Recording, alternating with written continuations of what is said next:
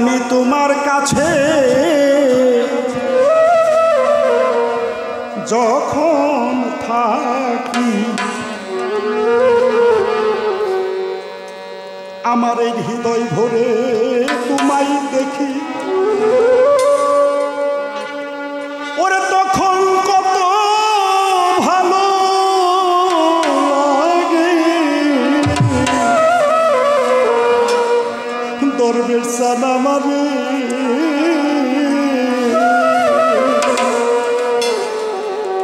দয়াল আমি তোমার কাছে যখন থাকি হৃদয় ভরে তোমায় দেখি তখন কত ভালো লাগে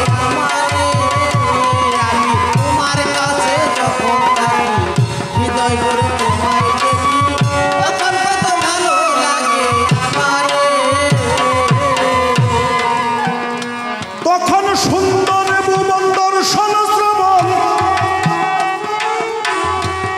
এই সুন্দর পবন সঞ্চারে সুন্দর ভবন জীবন যৌবন ও সুন্দর বন বসন্ত বাহারে আমি তোমার কাছে যখন থাকি হৃদয় ভরে তোমায় দেখি তখন কত ভালো লাগে ও দয়াল চানামা আমি চাই না যখন তোমার দিকে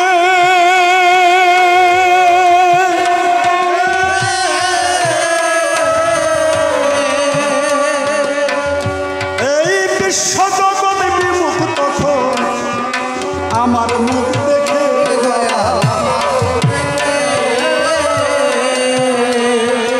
ও হামেদ সানামা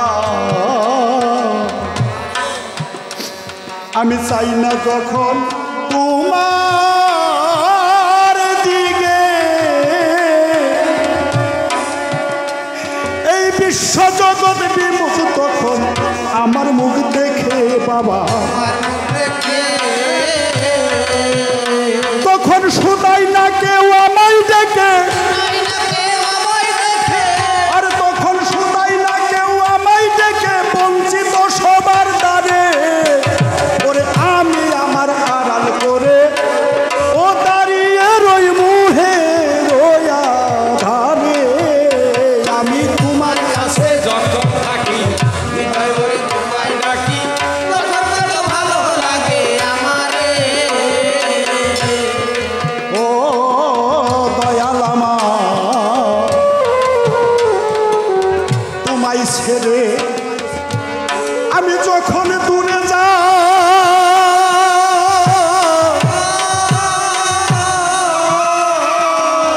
ওরে বাবা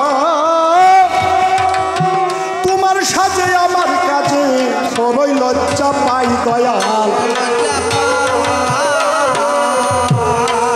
ও দয়াল আমার আমি তোমায় ছেড়ে যখন দূরে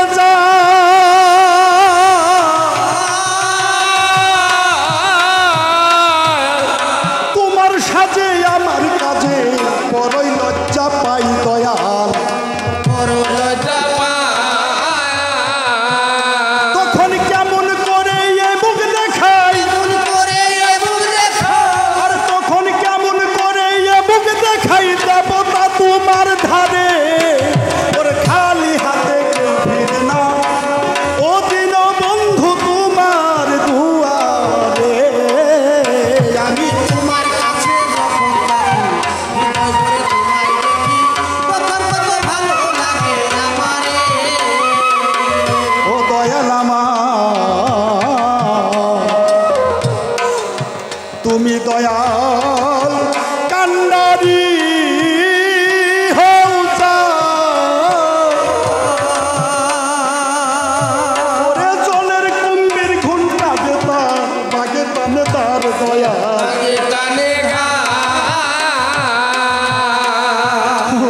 ওরে মুর্শিদ আমার তুমি আগবো কান্ডারি হও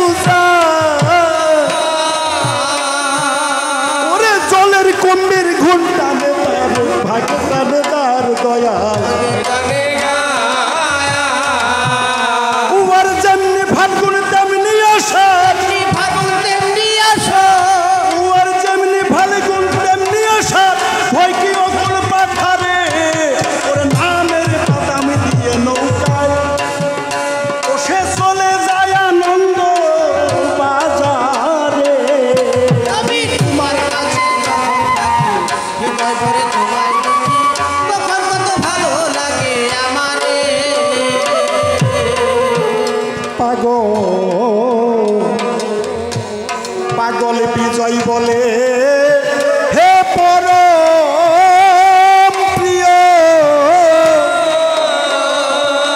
আমি ভুল পথে চলে যাই যদি আমায় সদাই লয় বাবা বিজয় বলে হে পরম প্রিয় আমি ভুল পথে চলে যাই যদি সদাই লয় দয়াল আর তোমার চরণ পাশে বসতে দিও আর তোমার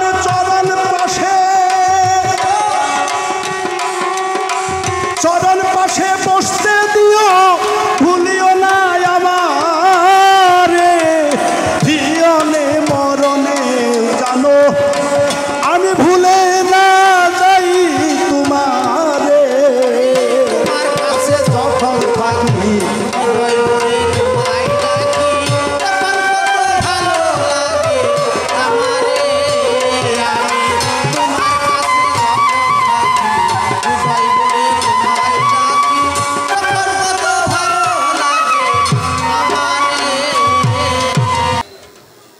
জিজ্ঞাসা করেছে আমার ধারে গোসাই গো বৃন্দাবনে শুনতে পেলাম এসেছে গোসাই গোসাই চরণ ধুলি নিলে পরে মনে আনন্দ বাড়ে দেহের পাপ ছাড়ে সেই আশা করে যখন আমি তোমার কাছে দেখা বা সাক্ষাৎ করার জন্য যাই দেখলাম আমার পদ সত্য যেই মাত্র শুনতে পেল আমার দিকে তাকাইল না অন্যদিকে মুখ ঘুরাইল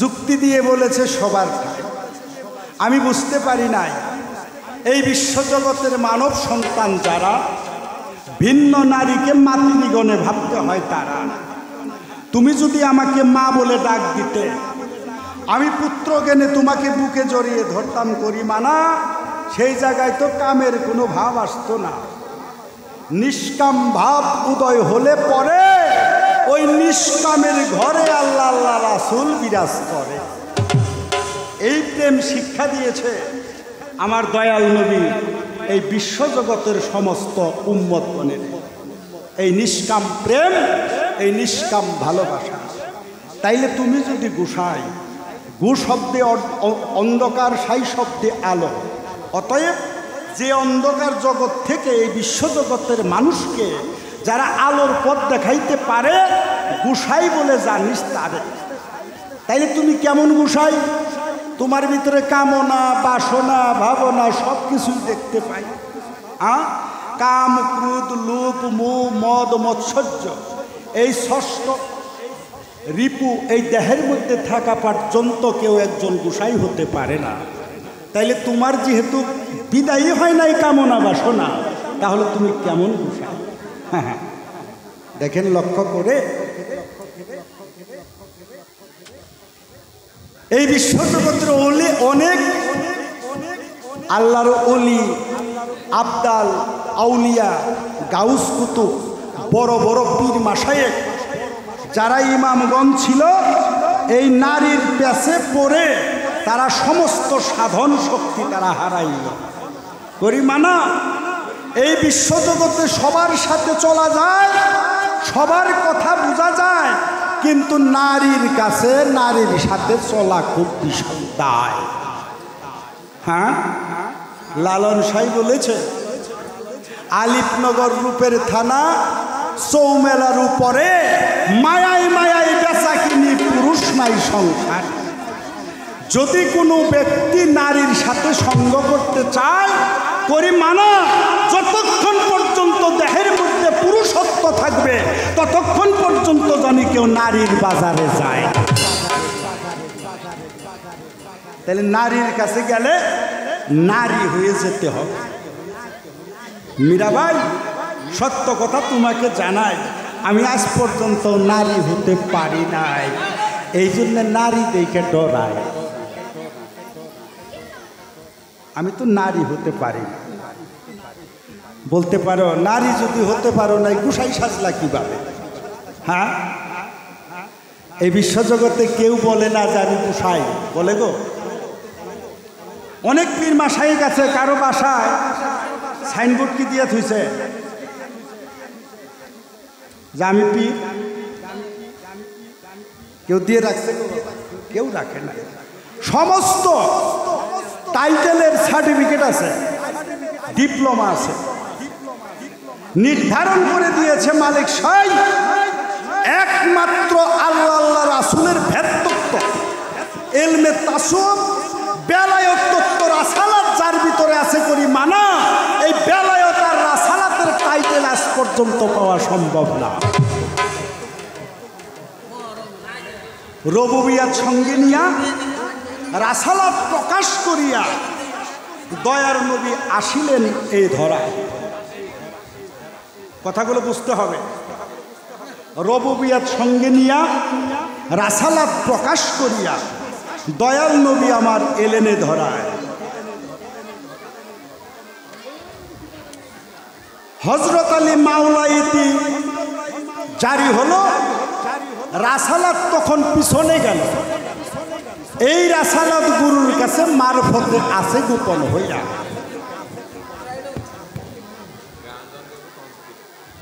সেই মাওলাইতি যখন আলী পেয়েছিল, রাসালাতটাও তখন গোপন হইয়া সেটা মারিফত চিরদিনের জন্য কিয়ামত পর্যন্ত এটা গোপন হয়ে গেল। গোপন দেশের ভক্ত যারা গুরুর কাছে হয়ে আমার মরা বেলায়েতি খোদাই শক্তি গুরুর কাছ থেকে অর্জন করবে, নিষ্ঠা ভক্তি করবে, যখন পুরুষ দেহ থাকিবে কিন্তু ভিতরে নারী হয়ে যাবে তখন। এই জন্য বলেছে নারী হইয়া নারীর কাছে যাবে, প্রকৃতি হইয়া প্রকৃতির সাথে মিলন ঘটাই। বাহিরে পুরুষ অন্তরে নারী। বলছে সাধু প্রকাশ করি, নারী যে পর্যন্ত না হতে পারবে করি মানা, সেই ব্যক্তি আল্লাহ আল্লাহ রাসূলের নৈকট্য প্রাপ্তি হবে না। ইবাদত করে জান্নাত পাইতে পারে কিন্তু আল্লাহ আল্লাহ রাসূলকে পাবে না। আল্লাহ আল্লাহ রাসূলকে যদি পেতে চাও তাহলে একজন মানুষের কাছে যাইয়া এই দেহ মন প্রাণ দিতে হবে তোমার বিকাইয়া, সেই তোমার সেই তালিমটা দেবে। মীরাবাই আজ পর্যন্ত সেই দেশে যেতে পারি নাই, এই জন্যই তোমার দিকে তাকাই নাই। আরও কারণ আছে। ও মা, কথা বলি আপনাদের কাছে, নারীর ভজন একমাত্র স্বামীর চরণ প্রকাশ করেছে আমার সাই নিরঞ্জন করিমানা। এই বিশ্বজগতের নারী তার স্বামী ছাড়া অন্য জায়গায় ভজন করা চলবে না, অন্যকে সেবা শুশ্রূষা করা চলবে না। নারীর ভজন একমাত্র স্বামীর চরণ, অন্য জায়গায় ভজন নাই। তো তুমি যখন আমার কাছে এসেছো, আমি দেখতে পেলাম তোমার সাথে তোমার স্বামী নাই। এই বিশ্বজগতে পতিতাট্টা নারী যারা সাধন ভজনা শত সহস্র বৎসর করলেও আল্লাহ আল্লাহ রাসূলকে পাবে না তারা। এই জন্যে পতিতাট্টা নারীর মুখ দেখলে পরে আমি জীবনে যাহা কিছু করেছি সমস্ত যেতে পারে আমার সারে খারে। হাদিস অনুসারে একটি কথা আছে, একজন নারীর দিকে তাকাইলে 7টা উমরা একটা কবুল হজের সওয়াব পাওয়া যায়, বলি সুবহানাল্লাহ। এই নারী, এই যে মায়েরা বসে আছে, একজন নারীর মুখের দিকে তাকাইলে 7টা উমরা একটা কবুল হজের সওয়াব পাওয়া যায়। আবার সেই নারীর দিকে তাকাইলে 40 বছরের ইবাদত বন্দেগী সব সারে খারে যায়।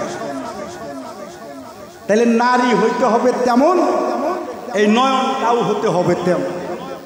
যার মন যেমন তার ভজন তেমন, যার নয়ন যেমন তার দর্শন তেমন। এই জন্যে নারীর দিকে তাকাইলে নারীটাও হতে হবে মা, আর যে তাকাবে তার ভিতরেও এই সন্তানের বাৎসল্য স্বভাবটা থাকতে হবে। দেখেন, লক্ষ্য করে, নারী হইলেই তো মা হওয়া যায় না। অনেকে বলতে পারেন 5টা সন্তানের মা হইলাম, তাহলে আমি মা হইলাম না। নাও হতে পারে। শুধু সন্তান জন্ম দিলে পরে মা হওয়া যায় না। মাতৃত্ব জ্ঞান, মাতৃত্ব ভাব যার ভিতরে আছে, সেই ব্যক্তি মা হতে পেরেছে। বিয়া হইলেও মা, সন্তান হইলেও মা, না হইলেও মা।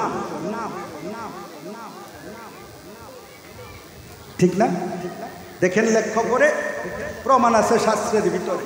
রাবিয়া বস্ত্রী ছিল, স্বামীর খেদমত একদিনও করে নাই, জীবনে বিয়েই হয় নাই। এ বিশ্বজগতের সমস্ত মুমিন তাকে মা বলে ডাকে। আবার বিবি মরিয়ম ছিল, সেও নবীর ভালোবাসায় এই বাহ্যিক জগতের স্বামী একজন, তার কাছে বিবাহ বসতে হবে, সে স্বার্থটাও ছেড়ে দিল। সে জীবনেও কোনোদিন বিবাহ বসলেন না, তবু সে মা। আল্লাহ খুশি হইয়া একজন পয়গম্বর তার গর্ভে দিল পাঠাইয়া, ঈসা আলাইহিস সালাম। মরিয়মের গর্ভে জন্ম নিয়েছিল, অথচ বিয়েই হয় নাই।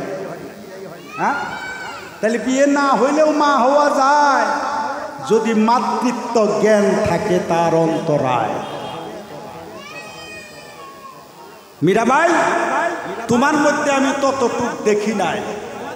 মাতৃত্ব ভাবটা কি? যার ভিতরে মাতৃত্ব ভাব থাকবে করিমানা, সে কখনো ঐশ্বর্যের দেশে থাকবে না।